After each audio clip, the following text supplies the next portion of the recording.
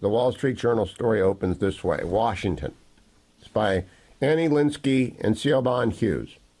When President Biden met with congressional leaders in the West Wing in January to negotiate a funding deal, he spoke so softly at times that some participants struggled to hear him, according to 5 people familiar with the meeting. He read from notes to make obvious points, paused for extended periods, and sometimes closed his eyes for so long that some in the room wondered whether he had tuned out. In a February one-on-one chat in the Oval Office with House Speaker Mike Johnson, the president said a recent policy change by his administration that jeopardizes some big energy products was just a study, according to 6 people told at the time what Johnson said had happened. Johnson worried that the president's memory had slipped about the details of his own policy.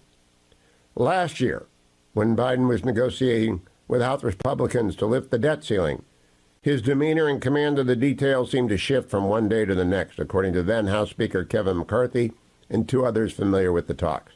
On some days, Biden had loose and spontaneous exchanges with Republicans, and on others he mumbled and appeared to rely on notes.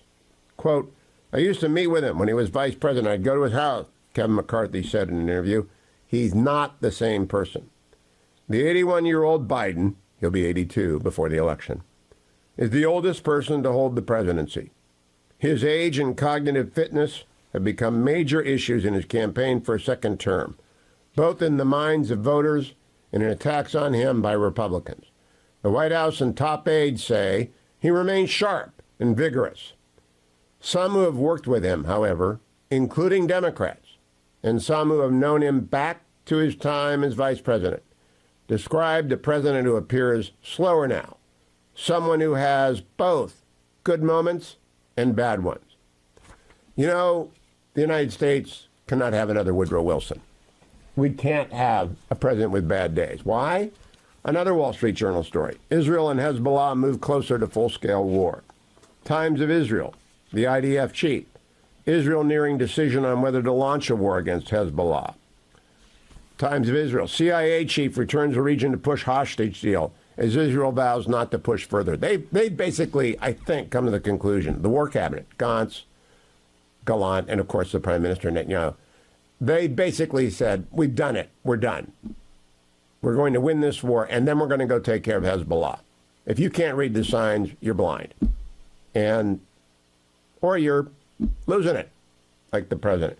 And then he did this ridiculous executive order, which isn't an it is an executive order, but it doesn't close the border.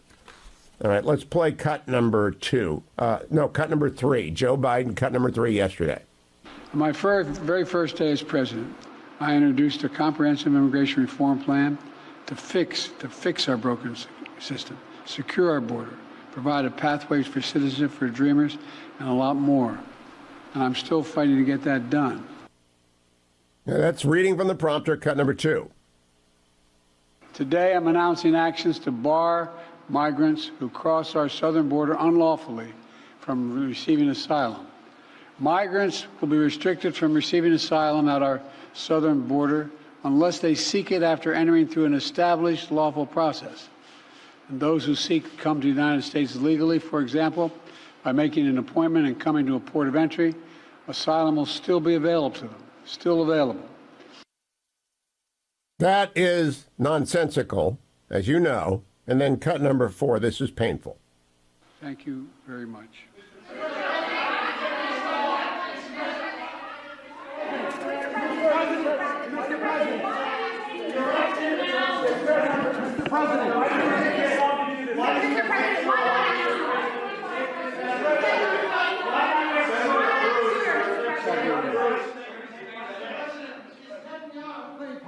If you're watching on the Salem News Channel, he turned once.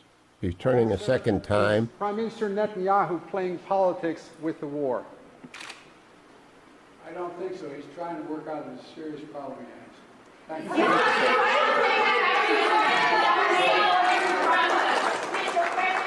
you. Is he playing politics with the war?